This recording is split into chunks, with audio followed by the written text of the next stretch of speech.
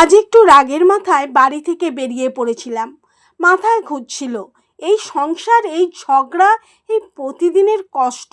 মন বলছিল আর নয়, এই চিরকাল ঝগড়াবাজ মানুষটার সাথে আর এক মুহূর্ত কথা বলবো না। চুপচাপ হাঁটতে হাঁটতে গিয়ে উঠলাম পাড়ার এক চায়ের দোকানে। এক কাপ চা অর্ডার দিয়ে বসে আছি, অভিমান, রাগ আর গুমোট ভাব নিয়ে। হঠাৎ পাশ থেকে কেউ জিজ্ঞেস করলো, এই বৃষ্টিতে বাইরে বসে চা খাচ্ছ? চোখ ফিরিয়ে দেখি এক বৃদ্ধ মানুষ বসে আছেন, মুখে একরাশ শান্ত হাসি। বললাম, আপনিও তো এসেছেন এই বয়সে এত বৃষ্টিতে? উনি হেসে বললেন, আমার তো কেউ নেই, না সংসার না সঙ্গী, তুমি তো বিবাহিত।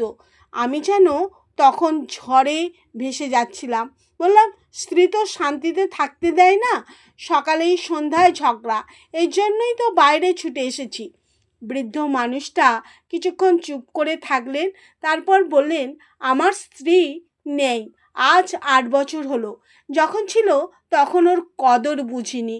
সেই ঝগড়া, সেই আদর, সেই ছোট ছোট রাগ আজ ভীষণ মনে পড়ে। এই বাড়ি, এই টাকা, এই শহর সবই আছে, কিন্তু সে নেই। সত্যি বলি, তার অনুপস্থিতিতেই বুঝেছি সে ছিল আমার জীবন, আমার প্রাণ। যখন বেঁচে ছিল তখন শুধু অভিযোগ করেছি, আজ ওর একটুখানি শব্দও শুনতে মন কাঁদে। আমি স্তব্ধ হয়ে গিয়েছিলাম। চা শেষ করে উঠে দাঁড়ালাম, চোখের কোণে জল, কিন্তু মুখে নিশ্চুপ সিদ্ধান্ত।